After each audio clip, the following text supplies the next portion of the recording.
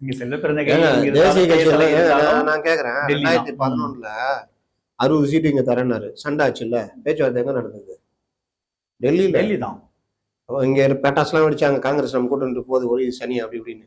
மறுபடியும் பார்த்தா 3 சீட்டு எக்ஸ்ட்ரா பேசி 63 சீட்டு முடிச்சாங்களா இல்லையா? அதனால அதெல்லாம் கணக்கு இல்லை. எப்பவுமே டெல்லி மத்திய கட்சிகள் டெல்லியில தான் பேசுவாங்க. அது அப்படிதான் நடக்கும். என்னன்னா இப்ப இவருக்கு நான் இறுதியா சொல்றது, ராமதாஸை இவங்க ட்ரை பண்ணாங்கன்னா அது திமுகவுக்கு சிக்கல்ல போய் முடியும். உளவுத்துறையும் அந்த ரிப்போர்ட்டை போட்டிருக்கு.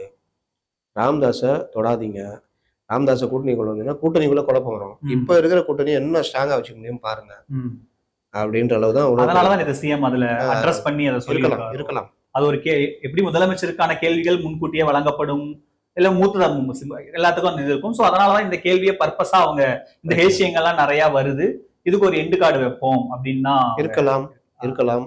இதை மீறி இப்போ விஜயகாந்தை கெடுத்து விட்டாங்கல்ல 2010, அந்த மாதிரி யாராவது ராமதாஸ் உள்ள கொண்டு வந்தே ஆகணும்னா, இங்க ஒண்ணு இன்னும்னா 4 அவுட்டு போச்சுன்னா நீங்க விட்டதை பிடிக்க முடியாது. ஆனா பிஜேபி விட மாட்டாங்களா ராமதாஸ்? எப்படியாவது அவர் என்டிஏக்குள்ள கொண்டு வரணும் தானே. ஏங்க நீங்க ரொம்ப யோசிச்சு பாருங்க, ராமதாஸ் உள்ள வந்துட்டாரு, இவங்க வெளியே போய் தாவேகாவோட கூட்டணி அமைஞ்சாங்க, 3 பெரிய சக்திகள் ஆயிடுங்க. 3 முனை போட்டியிலும் சீமான்லாம் வரமாட்டார், சீமான் தனியாவே இருப்பாரு.